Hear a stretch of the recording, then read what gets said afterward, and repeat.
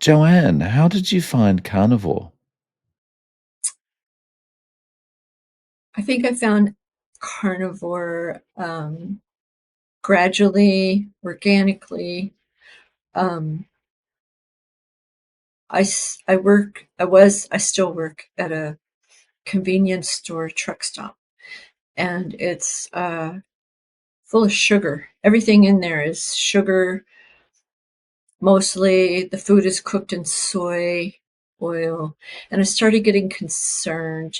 I don't know. I lost my mother about 10 years ago, and she had really bad health problems. And at that point in time, um, I blamed, everybody thinks it's hereditary, and maybe some things are. I don't know. I'm not a doctor, but I started worrying about all the sugar that I was eating, candy bars, sugary drinks, and the food there too. And so I just decided that I was just going to quit sugar completely. And I started learning um, about everything that contained sugar. And it was kind of mind blowing that um, nearly everything contains sugar that's boxed or even some frozen things and sauces. And, it just goes on and on and on. And so I started just watching videos and researching and uh, found Dr. Berg, and I started listening to him for a while. But he sells a lot of supplements because I thought I needed all these supplements. But um, I've always been really a small person. I'm 5'5", and I've always weighed no more than 110, but I was completely miserable all the time with stomach issues, digestive issues. And then I had the scare of, thinking about my mother with her diabetes and um, open heart surgery. She had a lot of health problems. And so it made me want to not go down that same path and do better and take good care of myself. And so I was watching him, and then how things show up in your feed.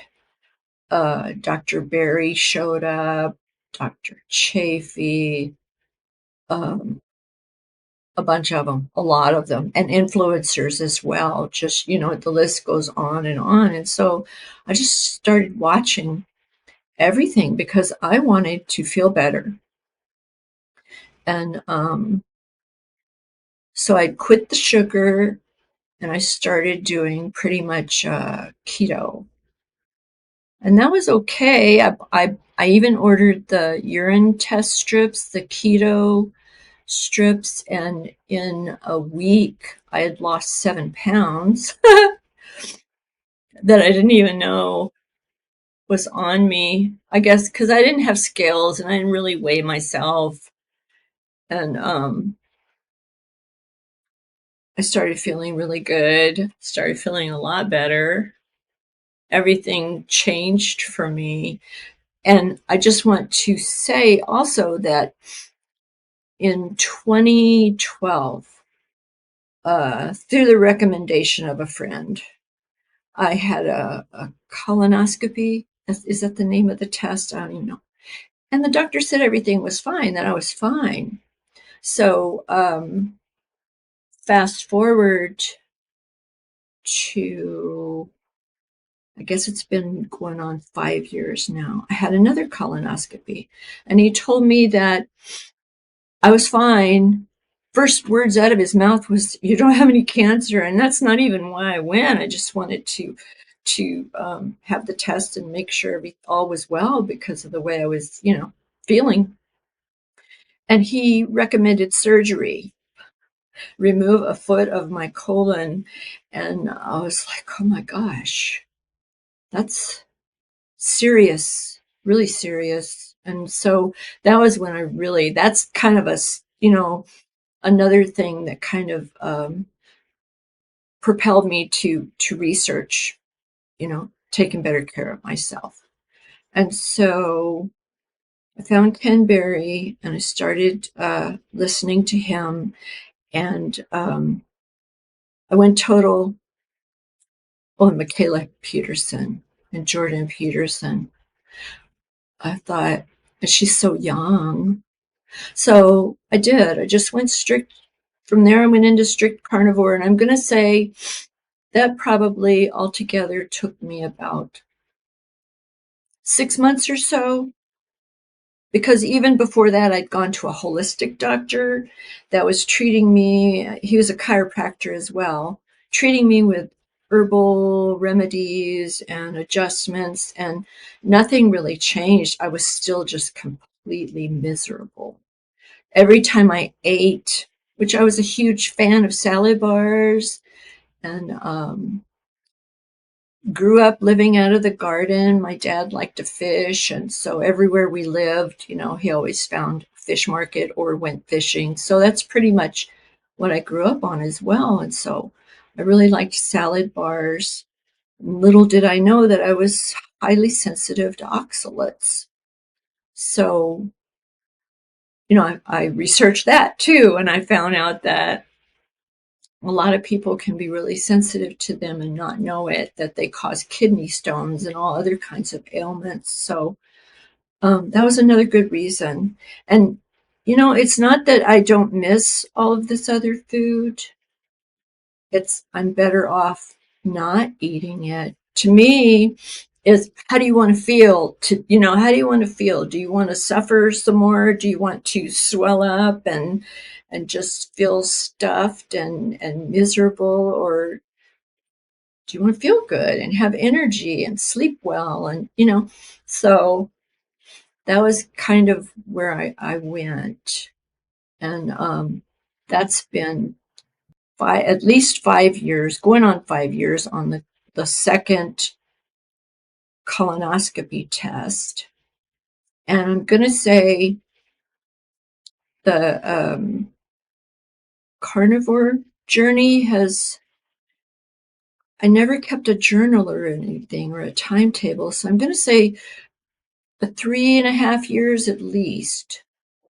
And my first year, I was so excited about how good I felt that I took myself off of over 20 years of antidepressants. I weaned myself the right way. I didn't stop cold turkey or anything like that. And I wanted to get blood work done. I wanted to go to the eye doctor. I wanted to go to the dentist. I wanted to see my heart doctor. I had had a heart attack in 2019, broken heart syndrome. Tetsu. I don't remember the name. It's a Japanese doctor that discovered it. It's a real thing, evidently. Um, I wanted I wanted all of them to give me a clean bill of health, and for the most part, they did. Except when my blood work came back, my regular family doctor had an absolute fit. He was so mad. He called me at work, and I was like, "He's calling me at work. I'm at work, you know." And he was just really letting me have it because my cholesterol was so high, because I'd just been eating beef, butter, bacon, eggs. I do like heavy cream in my coffee. I still drink coffee. It has not really affected me, but he was really upset and he wanted me to come What did he to see as high? What was the number like? say one of them was 700. Oh, One of wow. them was three something. I felt great. I wasn't worried about it. Everything else was normal, completely normal. All my other scores. I did talk to a health coach that recommended I take fish oil capsules. So I did them for a couple of years, and it brought it down to half, like three something. And he was fine with that after my second year of going back to him for blood work, just to be checked out. Dentist said, "Oh, you're great. Teeth everything's great." My eye doctor said, "Well, your prescription changed a little bit, and it was for the better, but it had not been going up and up and up like it had been over the years, because I like to wear contacts." And so, what else? Oh, the heart doctor. My family doctor was so upset that he called my heart doctor and told on me, I guess. And so I did go see the heart doctor, and I said, "Well, if uh, if there are any issues, can you that you can think of, can I get some tests?" And he didn't even answer me. He just shook his head no. And I thought, well, what am I doing here? Coming and seeing him every 6 months or so just to see him for 3 minutes and say everything's okay. But how would he know that? So I feel like unless there's an incident, he's not going to test me for anything. He's not going to see me at all. So I haven't seen him for at least 2 years. That seems so irresponsible just to say, "Okay, well, this number says there's a problem. Okay, well, let's do some scans and find out if there actually is a problem." No. Exactly. That was my thinking. But he just said no. He didn't even say the word no. He just typed a few things in on my record on his laptop, and that's the last time I saw him. When I asked him, well, you have a blockage here, here, here. And I'm like, where exactly? Because when I was in the hospital, you didn't tell me that. You just told me I had broken heart syndrome. And he showed me on the test on the big screen. It was like being in a science fiction movie. You're in this freezing cold room on a stainless steel table, and they're running this scope up into your heart, and it's on a giant screen TV. It was pretty cool. um, Explaining to me what it was, and that only time would heal it, that I didn't require any surgery or anything like that. He did send me home on oxygen and blood thinners, high blood pressure medication, which I found out since then is standard procedure, that across the table, that's what they give you, no matter what uh, kind of heart attack you have had. So, about a month in, I had to call him and tell him I was working part time at a store for Christmas help, and I could hardly stand up. My legs were killing me, and it was the statins. And so I had been on the statins maybe a whole month, maybe 6 weeks. And I called his office and I said, "Is there anything else I can do with this?" "No, there's nothing else you can do. Just take yourself off of them." And so I did. I quit taking them, and then I was fine. Um, and then fast forward to the blood test that was so high. He wanted me to start taking shots in my belly of a statin to bring my cholesterol down. And I said, "No, I'm not going to do that." So that was the last time. That was also in the conversation. So he didn't only just say no or shake his head no, but he did mention the shots.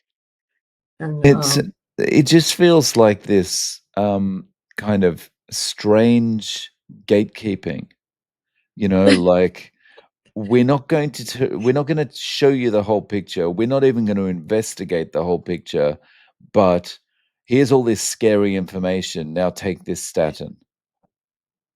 yes, yeah, and it was scary.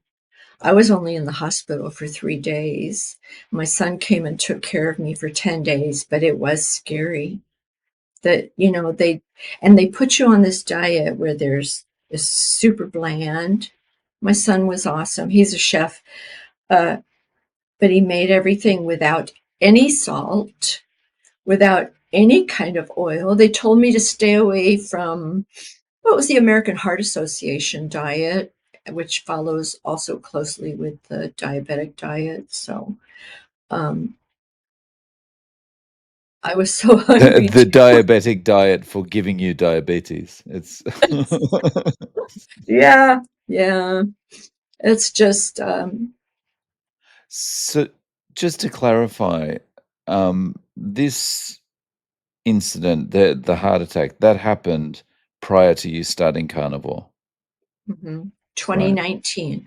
I had gone through a lot of grief. I lost both parents 12 months apart, my dad and then my mother.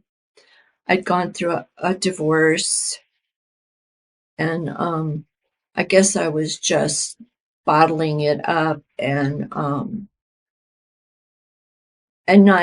not doing anything to get rid of the stress or uh, so yeah. He told the doctor told me, he said that this can just build and build over several years and then just bam, just hit you. So yeah, that was way before carnivore. I want to say I started carnivore in 2022. It sounds like we started around the same time, maybe mid 2022. Yeah, yeah. Because then Thanksgiving came along and I went to my daughter's and there sat a pecan pie and I ate half of it. I, And then I was like, okay, go back, get back, get back on track. So, and I have been cheating this last year.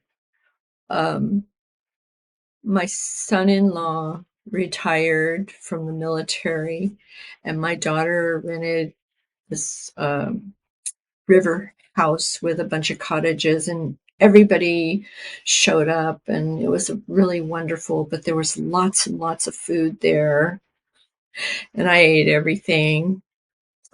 And so since then, which the end of this November will be a year, I've worked hard to get back just carnivore. But I'm going to have to say, all this time, 75 to 80% or more of my diet has been strict carnivore. Um, haven't eaten any veggies. So it's been things like cheese puffs. Nothing super bad, but I really am considering just doing the lion diet again for a while, for maybe a few months to get back on it, because really and truly it's the best way to eat. And I have told everybody, people that I work with, friends, family, that to at least try keto, you know, and then maybe carnivore. Diabetics, I have a friend that's a diabetic, and she brought her numbers way, way down, almost to completely reversing her diabetes. And then she started having some kind of health problems, big mega stress, and she fell off. Sorry about my dogs. um but she's doing really well. But yeah, I think it's the way to live and to eat. And I work out. I've always been a swimmer. I've always done something to exercise, except right after my heart attack, I was scared to do much. when you started eating carnivore back in 2022, what was it that gave you the feeling that this is the right way to eat? I should be eating this way. I'm feeling better. Um, I slept better because I had trouble falling asleep, and now I just fall asleep. I just go to bed and go to sleep. I did not need the antidepressants anymore. Um, it just completely improved my mental health completely. Um, in fact, I started studying Spanish. um, things that normally would have caused me to get upset no longer did. Um, I lost weight, which I really didn't need to, but then I thought, well, if it's water weight or whatever it is, it came off. And also the meat, ribeye, hamburger meat, I don't care what the eggs, they all just tasted really, really good, and you feel full. You're not like hungry in 2 hours, you know? And I've always done two meals a day. So, and I guess my first meal is about noon or 1, and then I'll make something else later on in the evening, like 5 or 6, and that's really enough. And I notice that when I do cheat, it causes me to want other things. So I think I am a, a for real carb addict. Um, but it's more important to me. It's utmost important to feel good and take good care of myself than to just eat anything. And for my clothes to fit well, that's pretty much what I go by. Yeah. I think one of the major things that you just touched on there is you just feel satisfied and you're not because you're feeling satisfied and you haven't ever really felt like this ever before in your life because it's always like I'll eat something and that's going to tide me over for a few minutes until the next time I feel hungry and then I'm going to be thinking about what to eat next. That Yeah. doesn't happen anymore. You're just like No. you feel satiated and you just calmly go about the rest of your day. Yes. Yeah. Absolutely. So, um, with the antidepressants, what was the process of getting off those? Did that last for, like, months or a year or something? No, I think it only took me a few months. If I was taking one a day, and so I just started taking one every other day, and I did that for about a month. And then I would take one every 2 days, and I did that for about a month until I just didn't take them anymore. And I threw what I had away. And I told my doctor, my family doctor, the one that was upset about my blood work, um, and he was fine with that. In fact, this last time that I did go see him, in fact, I'm I want to see him again in January when I can do blood work again. I just want to know. I want to know. He told me this has been 6 months ago. He told me, "Will you do what you want to do anyways? I'm not going to try to convince you otherwise." But he was when I told him I was carnivore, he was really upset because he doesn't know. I think he has my best interest at heart, but he doesn't know. And I want to send him all these links to videos and articles and, all this information, but I don't know if he would receive it. So I haven't Right. done it.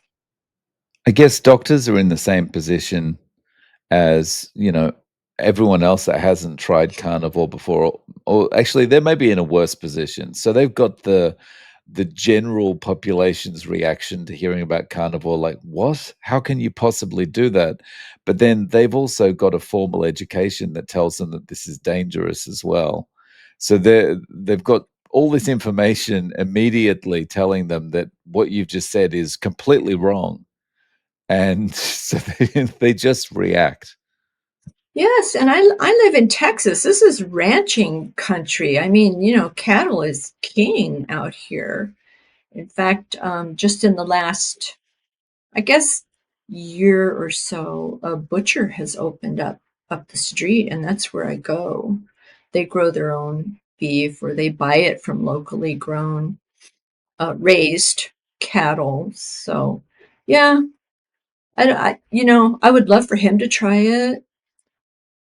He had a stroke about maybe 20 years ago and recovered. He had hired a personal trainer and changed the way he was eating, and he's very slim. Um, but of course, who am I to tell a doctor what to do? So, Yeah, oh, wow. So, um, you feel this is the way that you intend to eat going forward? absolutely. Absolutely. It's economical. I think about, if you go to the shop for your groceries, that it's you just get your steaks or your hamburger or whatever it is you want, your eggs and butter, and you're out of there. And most of it goes in the freezer and is ready to cook. It's not like putting all this menu together. And like I did when my children were growing up. You're making 3 meals a day, or what are we going to make for dinner tonight, kind of thing. No, it's very simple. I like the simplicity of it as well. So yes, absolutely, I would stick with it. How much money would I need to give you to go back to a regular diet? Like, for example, if I gave you $10,000,000, could I convince you to go back? No, no, no, I think our health is more important. I mean, money is a necessity, but if you don't have your health, what do you have? Really? Mm, So, yeah. I the last person I asked that question to, they said, "Well, I'd take the money, but I wouldn't go back." that's a good answer. That's a really good answer. I Um, didn't think about that. um, so if a friend came to you and said, "Joanne, I wanna give this a go. You're obviously doing well. You're got more energy than you had before. You're looking better than you did before. What do I need to do to start? I'm willing to try this for 90 days." What would you advise them? I would tell them to just dive right in instead of prolonging the misery. I understand, I watch everybody. I try to learn from everybody.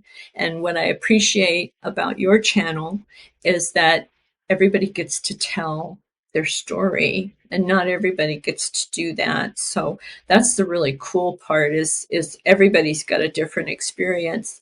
And I know some people say that to get into it slowly and start getting rid of these things out of your diet. And I think just go ahead and dive in and get it over with. Because I did go through all of the keto flu and everything. And I don't know if there's any way around that. I think it's going to happen regardless. Maybe, maybe you're prolonging it by slowly getting rid of stuff out of your diet. I don't know. Um, But when I went straight up carnivore, I did suffer the keto flu. Yeah. And it lasted about 2 weeks, I guess.